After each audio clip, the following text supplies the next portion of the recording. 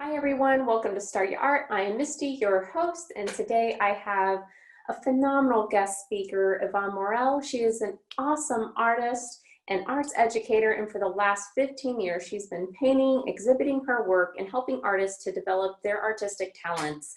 I am so excited to be talking to her and sharing the importance of playtime and actually doing small projects. Thank you for joining us, Yvonne. Welcome. How are you doing today?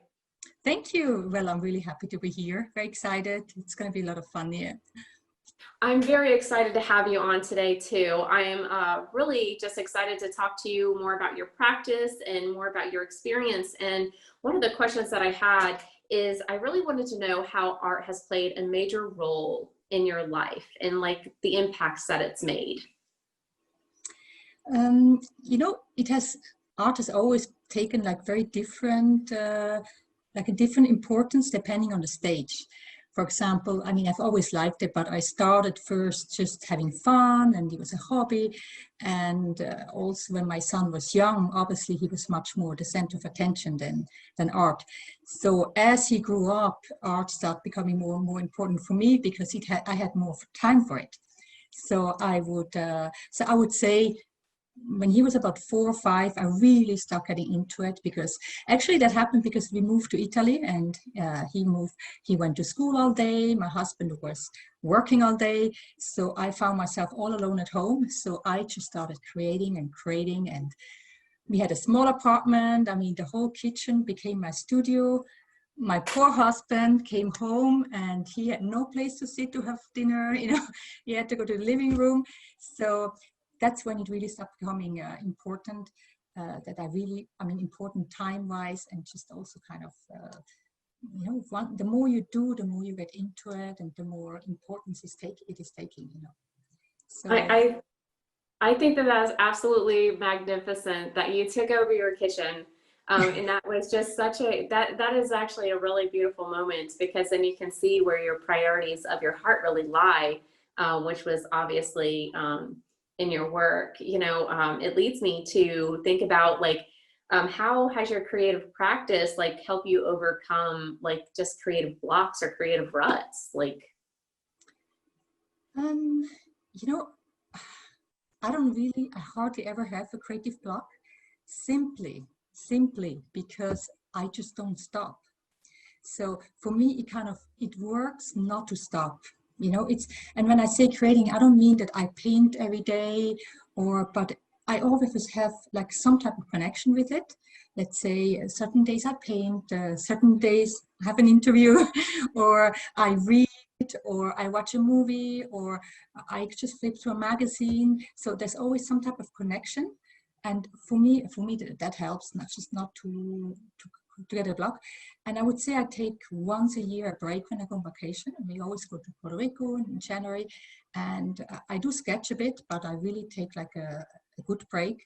And that's when I come back, I really feel lost. I mean, I come into my studio and I'm just here like, what am I doing here? What was I doing before? And I'm not inspired. And it's an awful feeling, actually. I hate it, to be honest. And I realized I just have to stick to it. I stay here, I start cleaning up, I start sketching, writing something. And as I start working, it basically becomes again, I get inspired again, or I feel motivated to do anything really.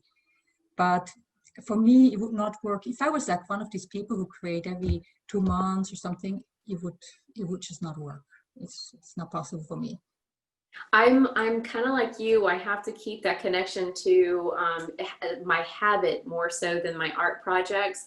And I find it interesting that you don't only just associate the drawing or the painting with your creative ruts, but like even the inspiration that you're gathering. And the one piece I have not incorporated into that, which I'm going to really meditate about and think about, is your time away when you go to Puerto Rico. And that is a really unusual concept for me, to just take a break and then come back refreshed and recharged. So I really like that idea, and maybe that might be something that I play with even this year as I progress. you know, me and you talked previously, and you told me a really interesting story how you used to hate watercolors and you refused for decades not to play with watercolor. And something that you said was, why trying new things, like be sure to try new things even after years of saying no. Can you tell us a little bit more about that? Yeah, actually, for some reason, I don't know, I just never liked aquarelle, or maybe it's more the subject that were painted, you know, because we live here on the like the lakeside, and the lake and the little boat, I just couldn't stand it, you know, and so I had this thing with aquarelle. I just didn't want to do it, you know, and that was like one of the first thing I would say if somebody would come to my class here. I would say, they would go, oh, so what do we do? I'm like, oh, all paint aquarelle, no, all paint acrylics. Just don't ask me to do aquarelle, you know, and because I just didn't want to do it. And then a year and a half ago, I started with sketching outside, like with this urban sketching, and I'm not going to carry my acrylic paints outside, you know. So I reached out to watercolor, you know, and I realized, oh, this is so practical. I can just go outside, put water in, I don't need to clean the paintbrush. And even if it's dry in my palette, I put water in, I continue, you know.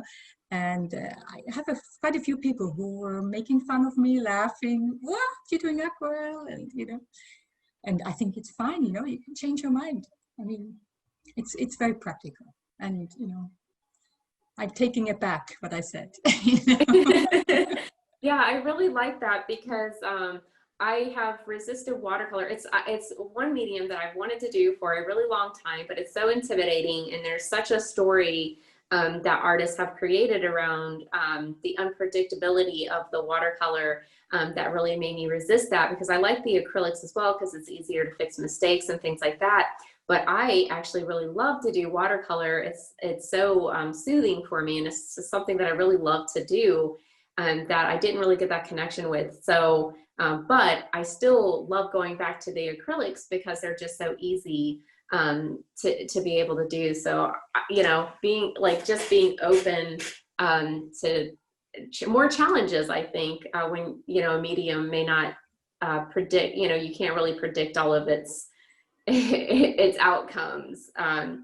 So I really like that. And it leads me to another question for you is, what do you say the role is in like creative playtime versus creating masterpieces all the time? Is there a balance? How do you, you know, how do you work through just creative play and then sitting down to creating a painting?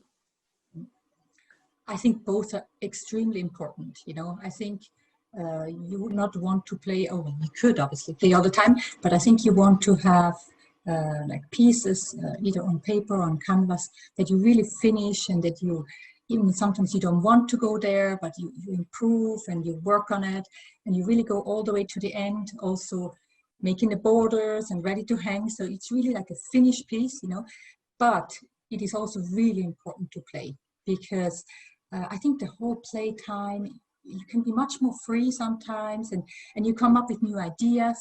I mean, I can just give you an example. Last in the winter vacation, skiing holidays in February, I stayed here and I had this image in mind. I wanted to paint this woman who looks glamorous, and I was painting the whole week on my canvas, trying to paint it. I painted on top of it.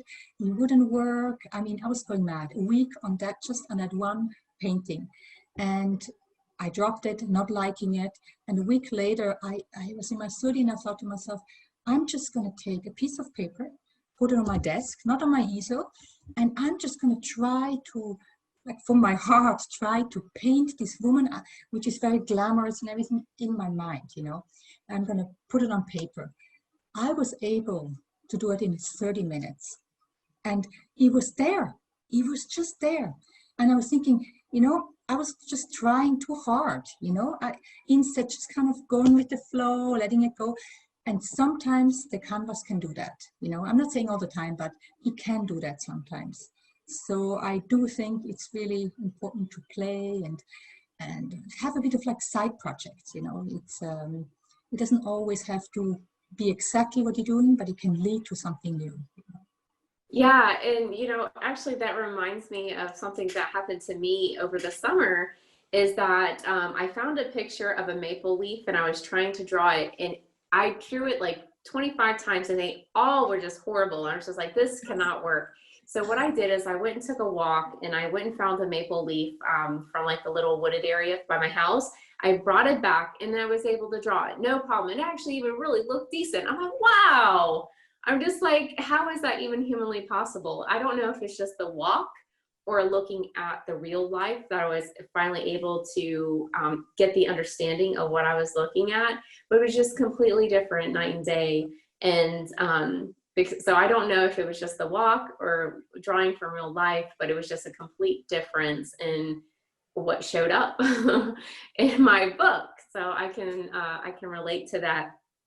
Um, I guess, a question that I would love to have you answer is why was creativity so important for you? Um, actually, I don't even know. no, no, but I mean to say is obviously, I think whoever paints has probably been very creative all their lives, including their childhood. I don't know if it's something that you're just born with, that some people just need to do sports and some other people need to be creative, because I was not painting all the time, for example, as a child, but I was always creative, always doing something handicraft or. So I think it's just like maybe like a character.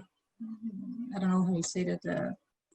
Yeah, I think it's a way of expressing yourself. I guess some people sing, some, you know, some paint. But I Yeah, could not tell you exactly why. yeah, no, I can totally relate to that. What would be some of your best advice that you can give artists who are starting out? I do think you really kind of dive into it, meaning try to get a regular practice, I would say. Try to sketch a bit every day or at least 2, 3 times a week. And I do think also classes help because even though sometimes they kind of pull you left and right, it's kind of a shortcut. If you have to learn how to draw on your own, you can obviously, but if somebody can give you some advice or something, it's going to accelerate the process. So I would definitely do that. And I would say just have fun and explore first. Don't, I have sometimes students, they come and it's like they're planning already to maybe to make a painting that's going to match whatever they have at home or something. I would keep that a bit for later, and just have fun and get that pressure off. You bring up a really valid point because when I first started, I wanted to be able to create like the masters. I was comparing myself to the teachers, and then I would get discouraged within my classes and thinking that I would never be able to have the opportunity to do that. And it wasn't until I tried to do the fun and playful part before I actually started to be able to develop the creative practice or the regular creative habits that I have. And I think that that is a really valid point, um, for us to actually take away.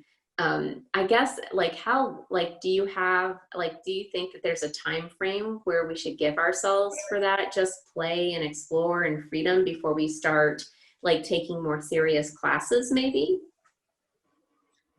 I would not say there's a time frame. I think you really have to go that it fits your life. I think maybe somebody who's working all day is going to take it very slowly, or really just wants to do one painting and kind of because there's so little time. And I think you have to kind of see how you can fit it to your life. But I think also I have seen such different paths how people advance. I have seen people who've never taken a class and they're fantastic artists. So that I don't think there's really like a rule how to follow. I think you just have, and if you see something that inspires you and you say, oh, this class really looks great, go for it. Or sometimes also a person that you feel, oh, I could learn from her because I feel connected with her, or him. And yeah, I don't think there's a specific way to go, but yeah, follow your time frame. Yeah, I like the fact that you said it's in our own divine timing because I do feel like we all learn at different stages and really what we're doing in our, our daily lives is, will obviously, to, dictate how much time we actually put towards our practice. So I could see that. Um, do you have a certain way, like, what does your like normal daily creative practice look like? Do you just sketch first before you paint? I mean, do you go out and do urban sketching? Like, how does your daily practice look like? Okay, I mean, I don't have, it's not like I sketch first before I paint, but I really, I mean, it also has changed a bit. I mean, since I started really seriously going into sketching like a year and a half ago, I do go out a lot and sketch. And it's very often not connected with what I'm doing here, because maybe I go to the market and now in summer and I sketch vegetables and people in the terrace, and then I come here and I paint houses, but it still helps because obviously they might show up at some other point, So I would say my daily practice looks like that if I'm on a painting, I usually like to come back and work quite intensely on the painting, because I'm not somebody, I don't have several painting going. I do one painting and I finish it, and then, but it's true, maybe, and then I move on to the next one, and then maybe also in between paintings, it's a lot of playtime before I move on to another painting, Or for me, also going out sketching is it's like a break, I can be painting and at 4 o'clock, I feel like having a coffee because I live here in a small town with some coffee shops and the lake and all this. So I go out, I take my sketchbook, I have a coffee and I sketch. And this is, I don't know, it's like playtime, but it's like a break, because my sketchbook, I don't care how it looks, I draw in it and I write in it, and then I practice something about the perspective. So it looks like one big mess. And like we talked about it, I overcame finally that idea that I need to make a nice sketchbook. This is for me, this is for nobody else. So I can do that. And then the day looks like that also there's stuff that needs to be done with the creative process. Like if I have an exhibition, obviously the flyer needs to be done and all this. So all this also, unfortunately, fills my day as well. I can, but I even as much said, I don't think I could paint like all day anyway, I mean, who can paint 7 days, a week, all day? It's just not possible, no? It's like, Yeah, for my own creative habit, I say I create every day, but and I know that in the creative world, they talk a lot about being creative every single day, but I have an opposite view of that. I think that we need to take a break. And so I only do my creative practice 5 days a week.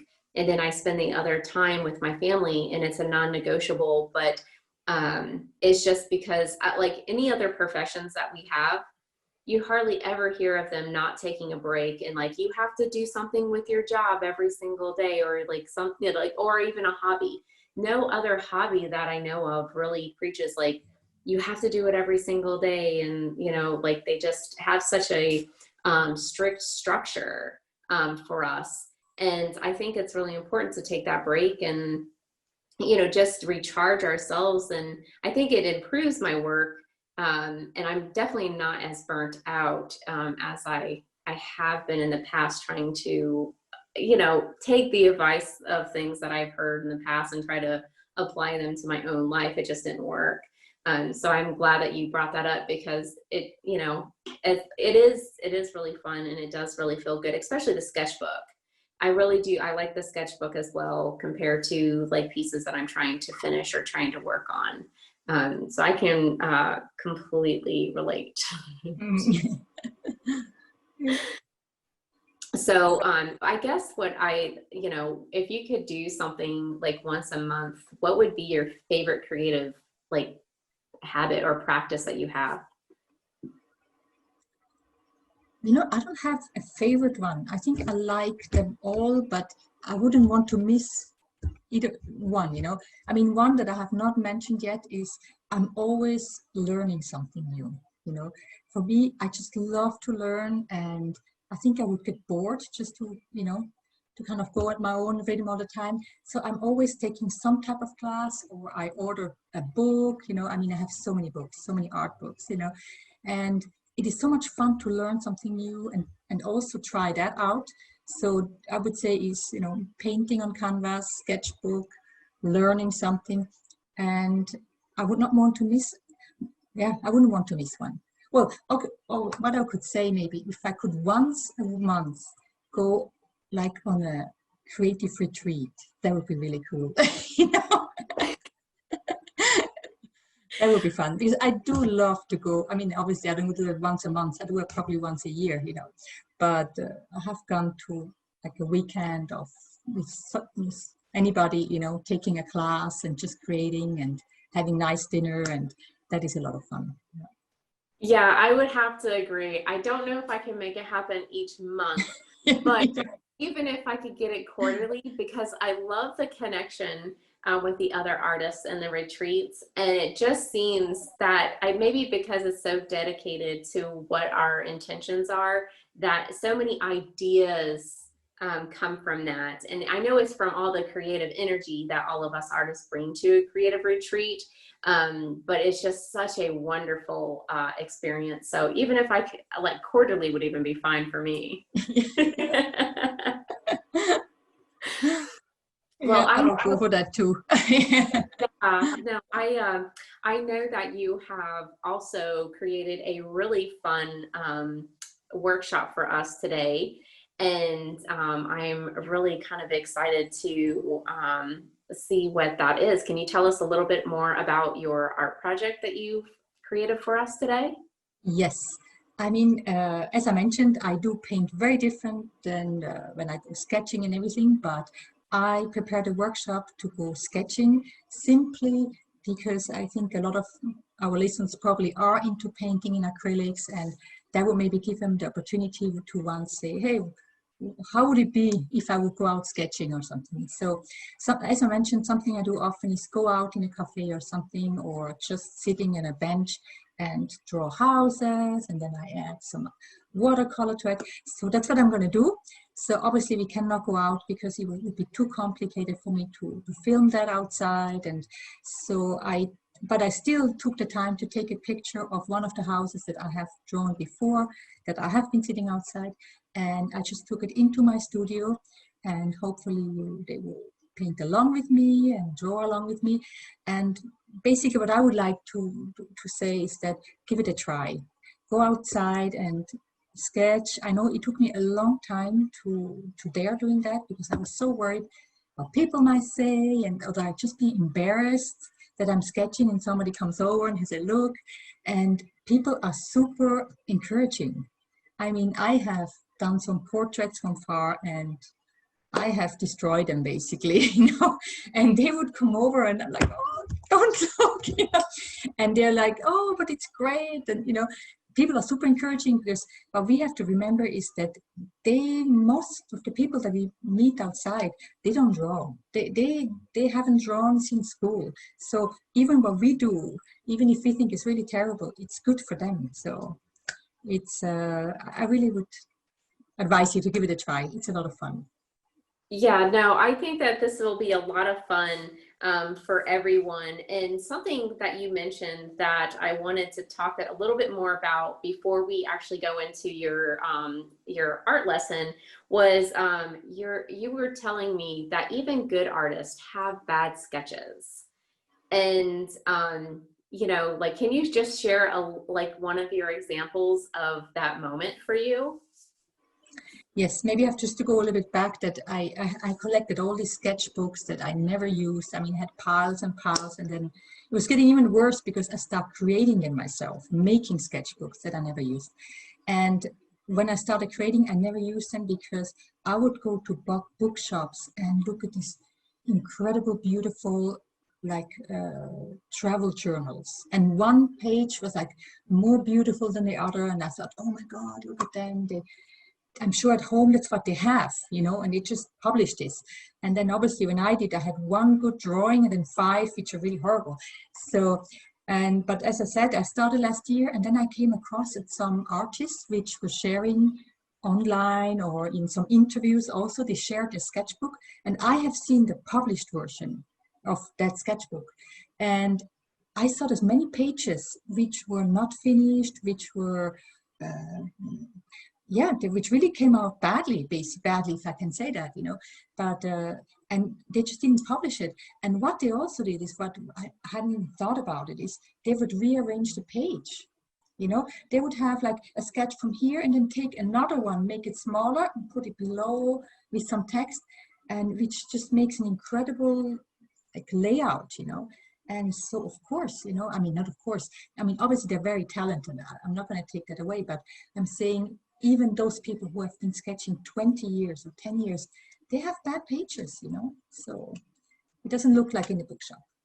Yeah, no, I love that takeaway. And I think that will help so many people, understand that all of us artists have good and bad days, especially when we're trying new things and doing new things, and being open to just celebrate all of our creations and not judging them on the level of, I guess, perfection of what what we're looking for, aesthetically, but just celebrating the fact that we showed up, we created art, and we got to spend that time, doing something that we really wanted to do.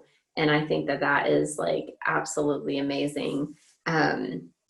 Today, for your lesson, all I brought with me are like my pencils, I have my pens, and of course, everyone already knows I have restricted or limited the supplies that I'm using. But go ahead and grab our sketchbooks, grab whatever paints and pens that you're working with, or even your crowns, and we're ready to dive into your session.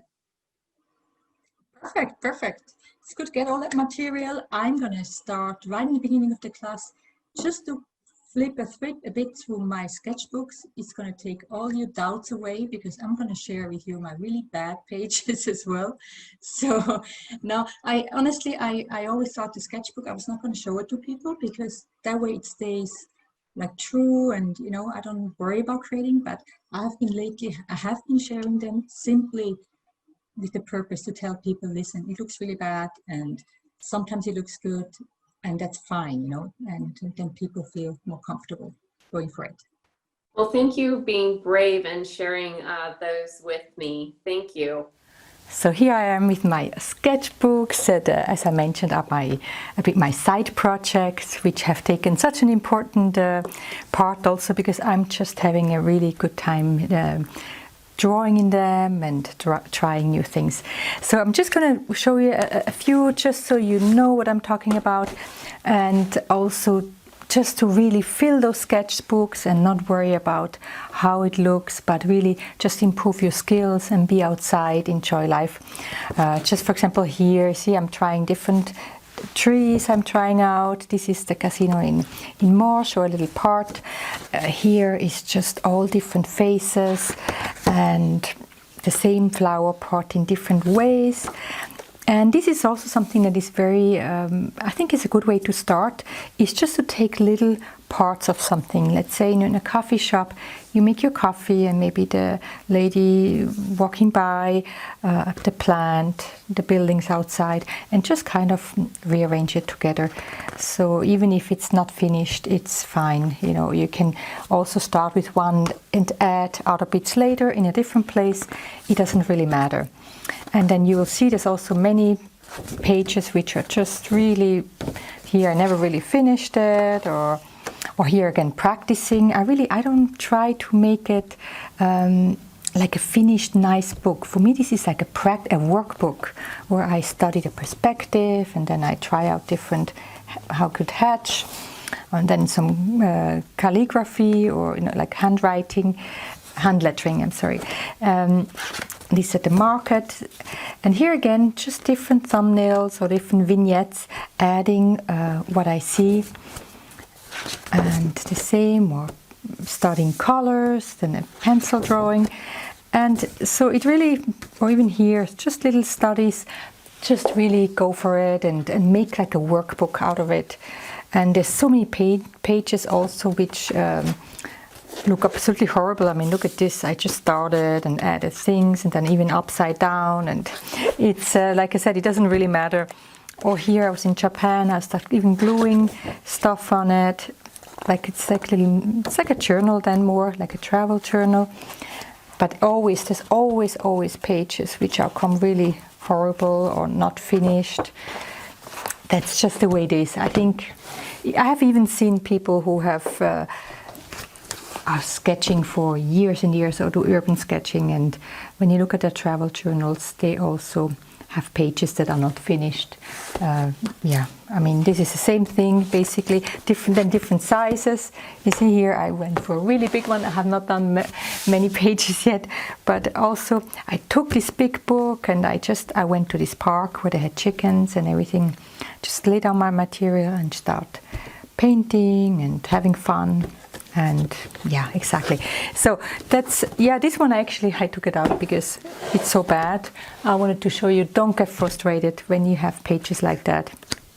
It's just the way it is. Sometimes you do something, then even starts water spilled over, and it's just, it doesn't matter. Or this is like the worst page ever. Here I was in a playground and I want to, just make like little sketches of just very simple sketches of children in the playground, and I just could not get it. They would start and they would wander off and they turn around, and I remember when this finished that, I'm like, oh my God, this is just so bad, And then I was thinking, you know what, I can't wait. In 1 year from now, I'm going to go back there and I'm going to do so much better, And I actually did go back and it was really much better. It's a pity I don't have it here. But yes, so don't get frustrated. This is practicing. And you don't even need to show this to anyone if you don't want to. So don't worry about that. There's also another aspect to all this. I mean, we improve so much our skills when we draw so much, also for our paintings afterwards. For example, in my case, I paint from my imagination, so this is really helpful. When I draw people, I mean, I do portraits or townscapes. I can just really take the experience of that and change the shapes, and it is really, really helpful. So now we're going to start. I have this lovely double page, and I mean, it would have been great to go outside, but I still took the time to go to Morell, and I took this picture because I have painted these houses before and I like also the whole area over there. So it's not going to be exactly the same working from a photograph. It would have been obviously much more fun to be outside, but that's better than nothing. So I hope you printed it out because I'm not sure how well you're going to see it on screen. So what material I have, I personally have these markers.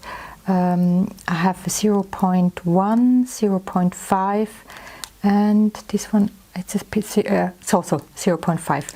I mean, take anything you have. You can take pencil or just anything you have, really. So what I'm going to do is to draw it with this, and then I'm just going to take some watercolor and just add a bit of shades to it. It's going to be monochrome. Let's keep it very simple. And also when I have something like this, or obviously when I'm outside, there's all these houses that are continuing. I will not just paint everything here. I kind of start a bit here and I continue, and then I just stop from somewhere and maybe add some text. So I personally start with the area that I like most to make sure it's on my page, because I do like this area. So I want to make sure it's on here. Then I will continue over the page and probably leave a bit of space for text here. So all right, let's jump right in. So I'm going to start with a 0.5 here. That's yes. All right.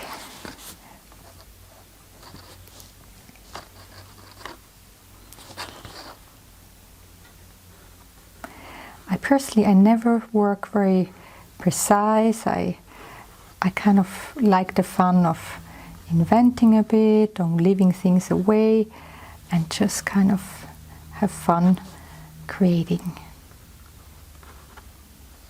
For example, here I go on to the shutter.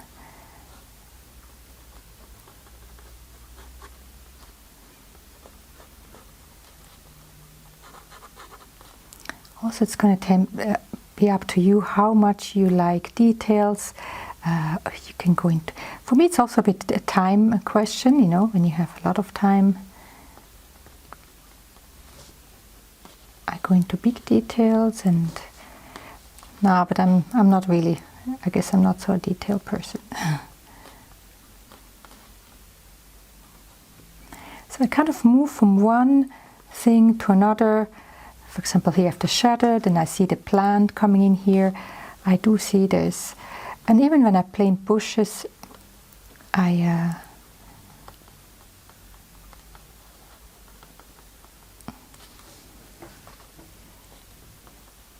kind of try to imitate the leaves. Do they have small leaves? Do they have big leaves?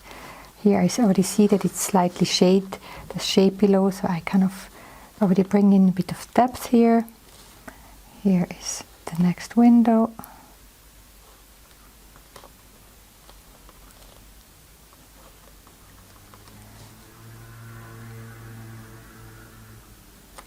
Oh, I was gonna, and here I have a man standing with a beard. I think he's on the phone.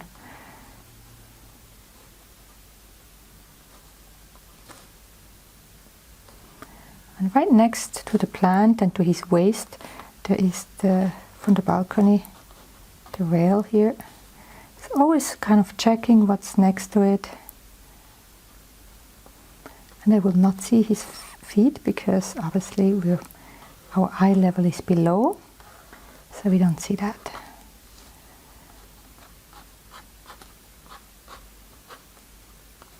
Another plant here.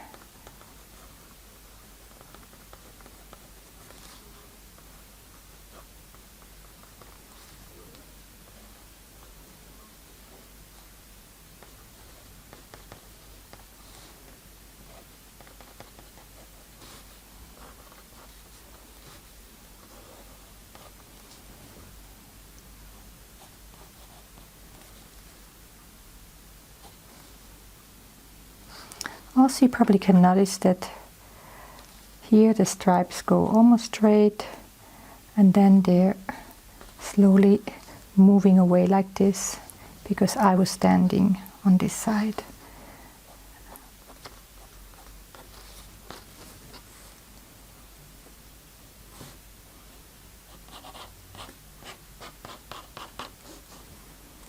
Also, for example, I mean here I'm going to follow it, but sometimes, for example, I don't feel like have another row of windows. I just leave them away.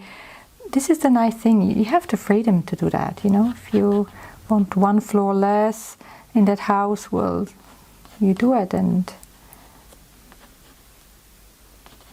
if you want one more, you add one.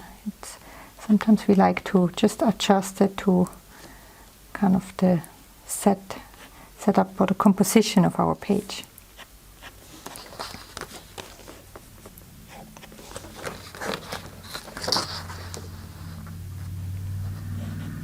And again, I go up the roof here and I just realize, okay, the chimney comes up here.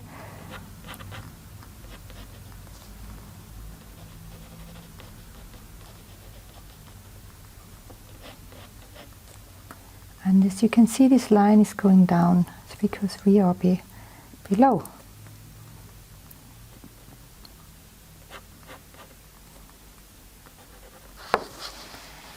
And right up here goes the roof. And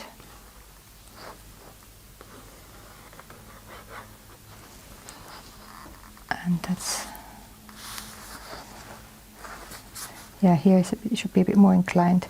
You know, also when you check these lines, I mean, I'm kind of hurrying a little bit because I don't want that it takes too long for you to watch, but when you have something like this, obviously when you have an image, you can very easily check like this, but when you're out in nature or outside, you can either take your pencil and you hold it like in front of you. You kind of close one eye and you see how the line is going. You know, for me it helps me to think like of a clock.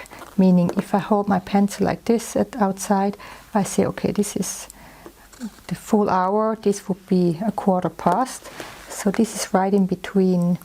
Would be like you know, between a quarter and all this, like 7 past or something.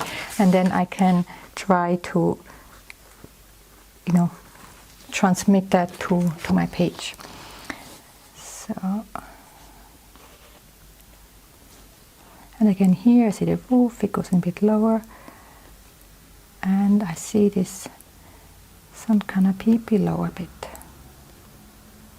And again I try to estimate how this goes more or less. I mean, you don't have to do it exactly precise, but then I continue here again. For example, here again I will continue with that sun canopy.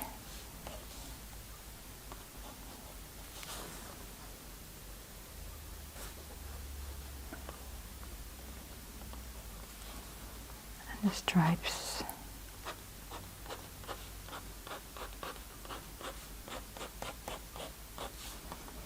And right here next to it, I already see the plant, the tree, and I can continue what's next to it. There's a window hiding behind. And again, I'm going to observe what character does this tree have. I see this more like really branches, and I actually see the single leaves, which I would not see here. Here it's just, for me, especially without my glasses, it looks just like one big volume. While here I do see like single leaves once in a while, which I can kind of imitate.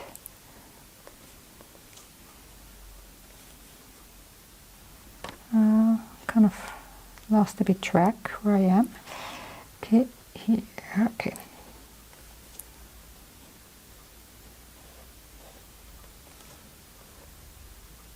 Yeah, I lost track here. So let's see, what did I do wrong? Here, yeah. This would be a bit higher up, this whole thing. It's okay. Nobody will know. Okay, so. And again, my tree. And here I just kind of imitate a bit the leaves, because I will use watercolor.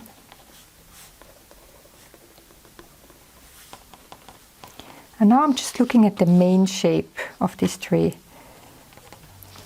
I might just continue a bit here so I can see how to continue.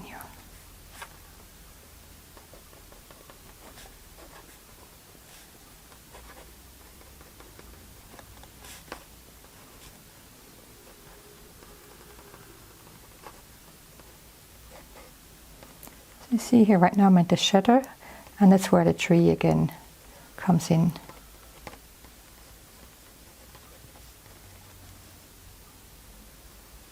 The rail from the balcony and the bush here, which is more like a mass to me.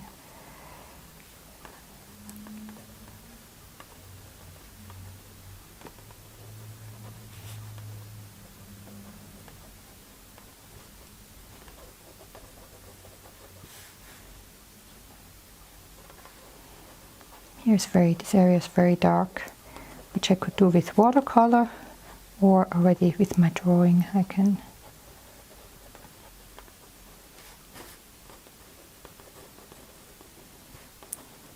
Well, the next bush here, it's very light, there's a lot of sun on it, the green is lighter, it will become lighter too.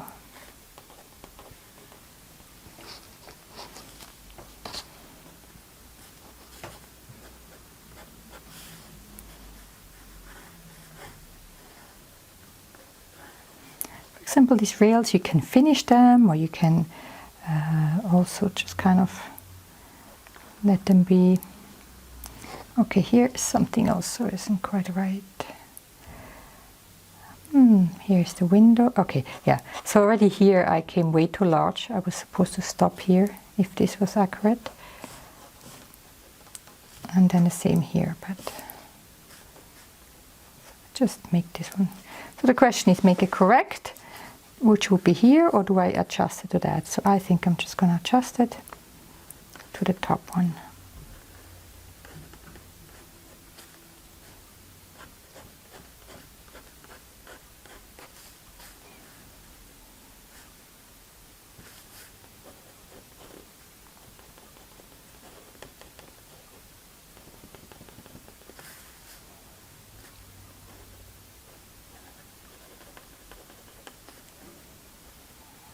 Another one. Then also I kind of start looking how I want the drawing to continue. Do I want something here? I could even stop here and just add some text. Imagine you're in a really busy, like in a day, you don't have much time. You could easily stop here and just write a few thoughts, add some colors, or you can continue if you have more time. So we're going to continue a bit. So I think I'm going to add a few of these peaks.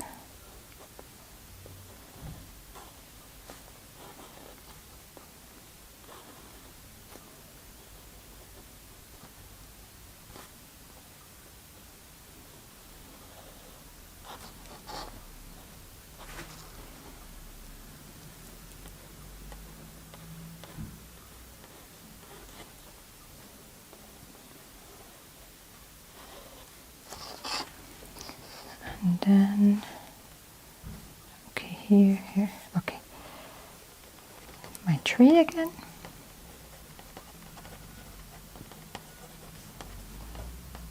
And here it's going to become very dark, the tree. As before, it can be done with your pencil or also with your watercolor. You could obviously.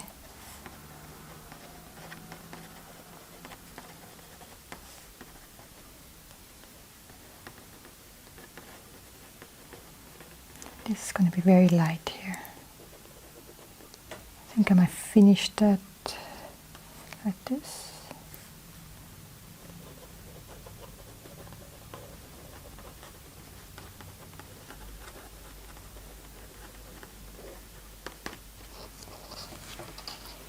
All right, where do I continue? I think I'll add this top here a bit. Also, when I have something that is quite complicated from design, I just try to suggest what I see. It's kind of like a circle in the middle, this, and then a straight line, without going too much into details, because also this would be way too far away for you to see it that precise. And if the rest of the drawing is all loose, you cannot have suddenly something really precise, you know. Or you make everything precise.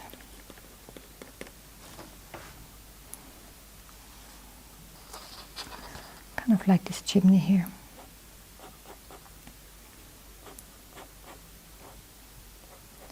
Again, the lines going down.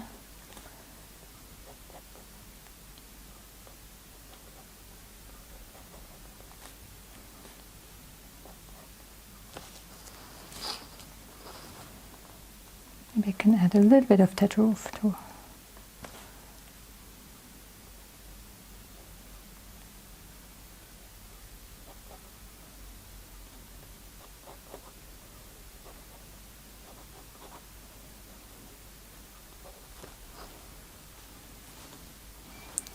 Well, I guess I need to add the window too now. At least a tiny bit.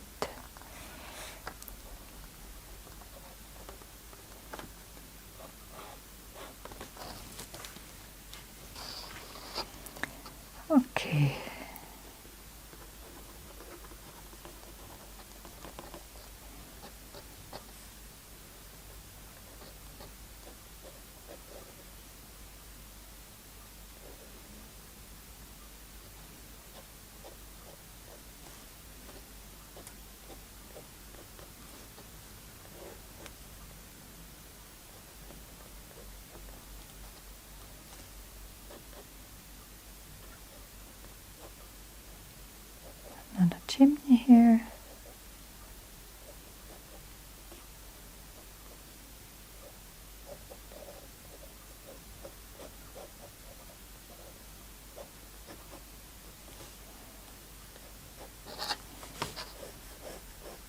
And here again I can measure, you see, it's again kind of in the middle between that, so a bit steeper.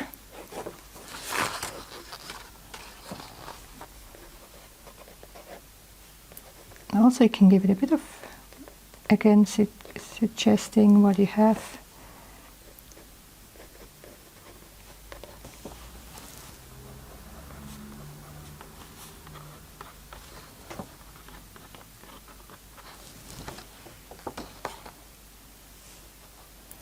I think I'm just going to add one more little element here, and then I think we'll move on to some watercolor.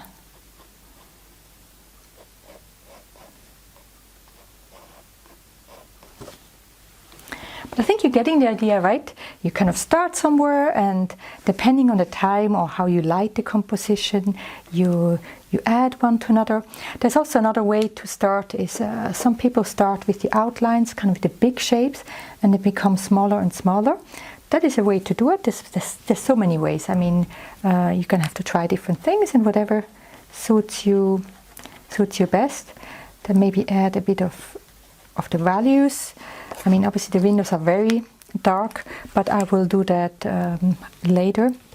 So we're going to move on to some watercolor. And as I said, I think I will maybe just write here mauve, or, you know, whatever I would like to.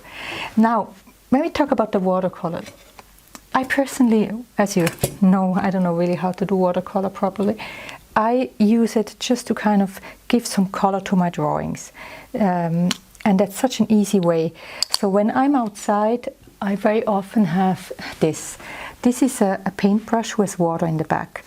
I don't use them when I'm inside because it's obviously a normal paintbrush is a bit nicer, but this is so practical, so I don't have to go and have a little water bottle with me.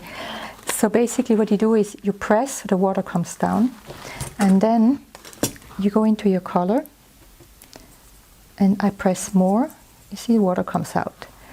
So I can, I'm just going to show you a little bit here, you know. So see, I can just apply it like this. And then if I would want another color, I keep some paper next to me or fabric, and I clean it here, and I press again until the brush is clean, and then I can just go into another color and change colors like that. So that's a way to do it. Then the normal paintbrushes, the long or the short, and obviously this one is also quite practical if you like a bigger paintbrush, and it's easy to storage like that. So I will go with the normal paintbrush because we're here in the studio. So I'm just looking a bit, where are my darkest colors? I see the windows are very dark, so I kind of close a bit my eyes. I see darkness here, and I also sometimes invent a bit because, for example, all this is much darker. I don't want to have these dark lines like this, so I will kind of follow it, but not completely. So we could just, I take this gray, I'm just going to make a light gray and a bit a darker one. And I really, what I do is just add a bit of shades to my drawing. And on the end I will add a bit more really black, you know, with another pencil. So yeah, so obviously underneath the roof top I do have some shades, and same thing here. This is then the windows. I really can take the dark one. They're really dark. I don't necessarily need to fill them in completely.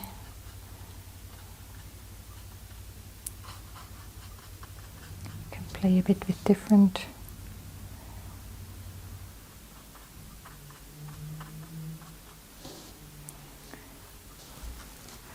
So I like to kind of like put the paintbrush a bit to lie it down a bit.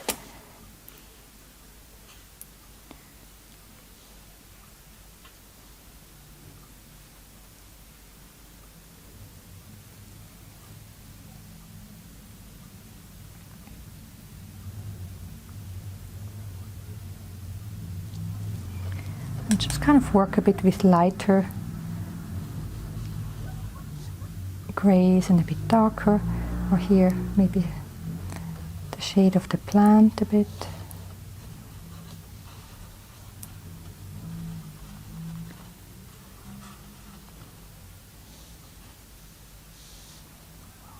Stripy.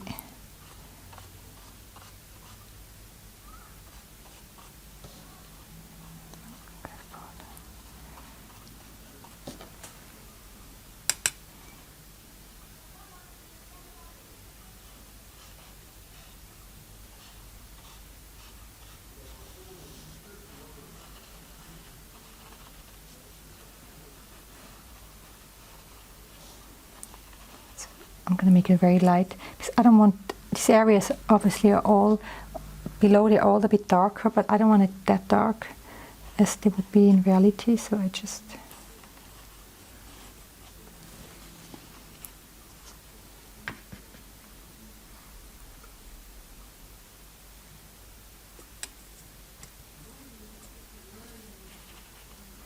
oh, it's dark.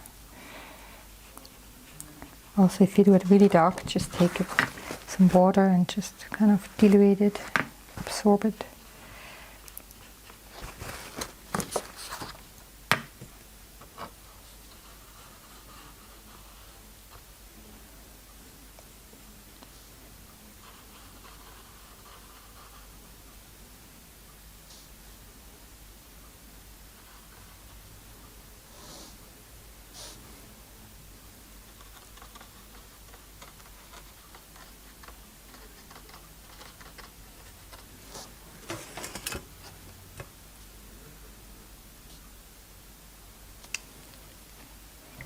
Yeah, now the tree, I will try to keep this very light, this one, the bush, and then the tree is a bit lighter on top.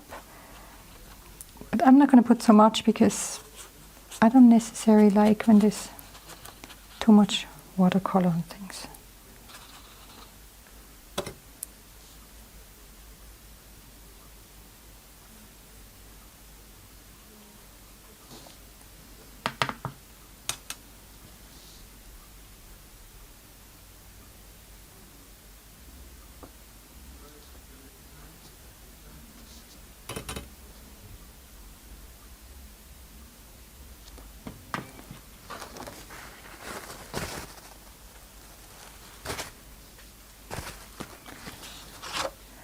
So let me have a look.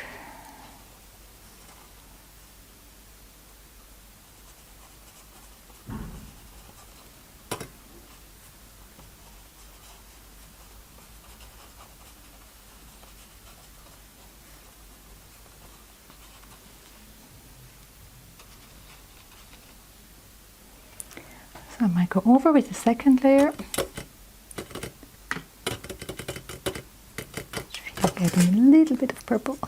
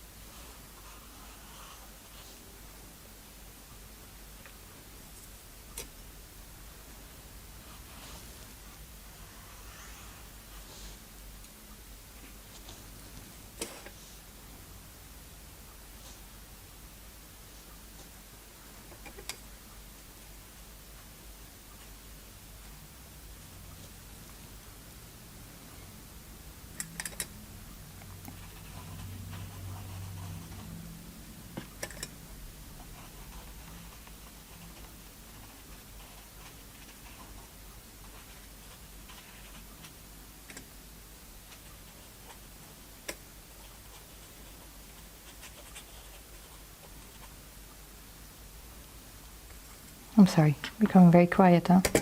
Kind of being concentrated here. So I'm basically just trying to see. I think what I always find tricky is I don't necessarily want to make a reproduction of all the darks that I see here, but I still want it to be in the right place somehow and find this balance between darks and lights on my page rather than try. I like when it's not too dark.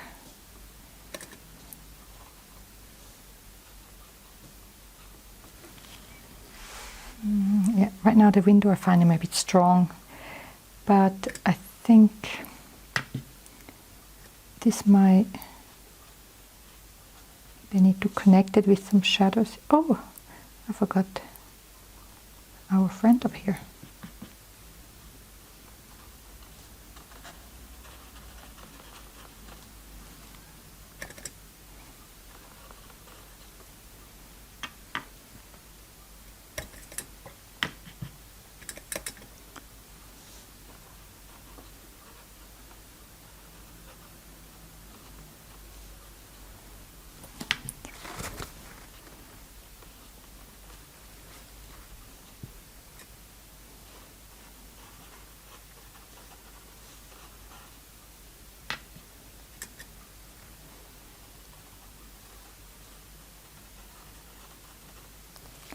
Going over a tiny bit.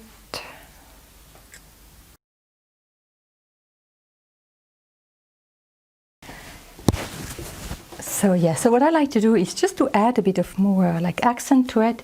You can do it either by just applying maybe a pen that is a bit thicker. You could do it like that. I also have calligraphy pens, which I think is a lot of fun to use for something like that. But since the ink is not water resistant, I can only do it in the end. Or you could also obviously with a black pencil or something. So yeah, I will just go ahead with these two and just see where I would like it just to be a bit stronger. So actually I like this quite for the windows, because since it's a bit large, you can kind of, I have even a larger one, but this is almost like the size of a window or even more. Oh, it's a little bit blocked. Yeah, so I'm gonna just play with these two actually.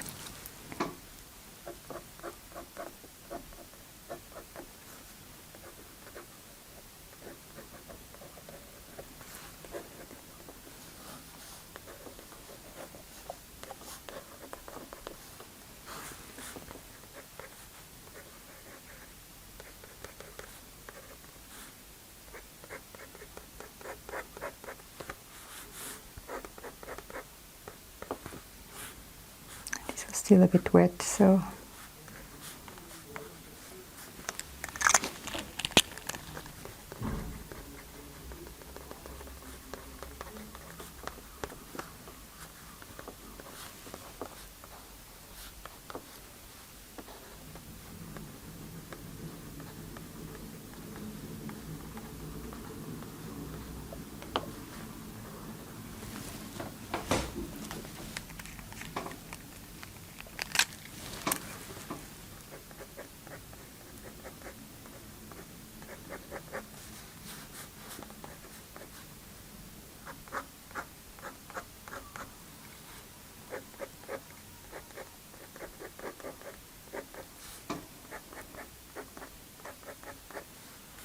I mean, the windows are not like that, but it makes me less having big black blocks and just give me a bit of darkness. You see, that's what I mean. It's like just adjust your drawing the way you want it to be. Don't need to stick to all the completely to reality.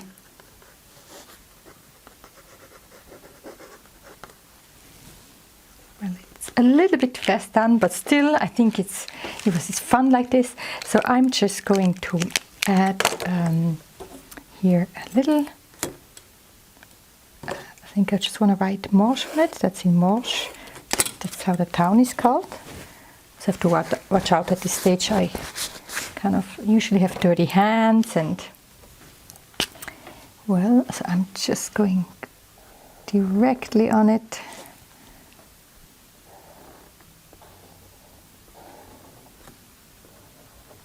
So you can write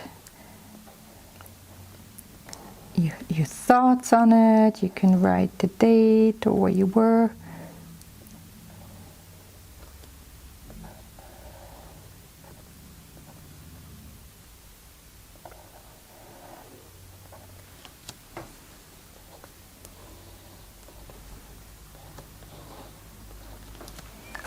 So I think a last little splash just over the whole thing to give it a bit of, make it a bit,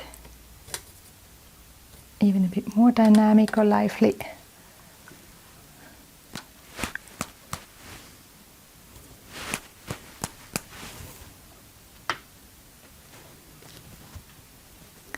And that's it. So I hope you had fun and that I think you got the idea how you can just go out and sketch and invent a bit, and maybe you're even a bit more talented than me with watercolor and you can do this better. But for me, I'm just happy to add a bit of color to it or even make a monochrome just so it's not black and white, and I'm enjoying it like that. So, well, I hope I can see what you did, and thank you very much for watching this. Thank you so much, Yvonne. Your lesson has been absolutely fun and I learned so much from you. I know today that you have created a free gift for our audience. Can you share a little bit more about what you've created for us? Yes. So what I did, the free gift, what it's going to be, it's like a mini class in mixed media portraits. So that is going to be more a bit what I do usually. You know, I work with a lot of textures and I like to invent faces. My creations are free. And so I wanted to give you something that is more how my paintings look like. So that mini class is a lot of fun. And I think it's for anybody, experienced or not. It will be on my website, but also my blog. And also I prepared something else for you, is since I wanted to motivate you to do sketching like we did today, I'm going to start a challenge on the 1st of October for 30 days. So just hop onto my blog. You can either go every day there or you can sign up and you get the little inspirations. So I really want to get you creating, and so one time I create and one time more playtime and sketching and just nothing serious, nothing that needs much time. I think that is so wonderful, and I will be very happy to join you in October. And I'm so thankful for your portraits because as me and you talked, is like once I finished my monochromatic studies, I was going to be going into character development, and that will really help me do that. So thank you so much for everything. I'm just so thankful. You're an amazing artist and you're just such a fantastic teacher. Thank you so much for being a part of this event and sharing everything that you have with us. Thank you so much. Thank you. It was a real pleasure, and thank you for having me. All right, guys, I hope that you've enjoyed our session with Yvonne today. And I just, take a look at Facebook later on today, and we will be live doing some live demonstrations from you.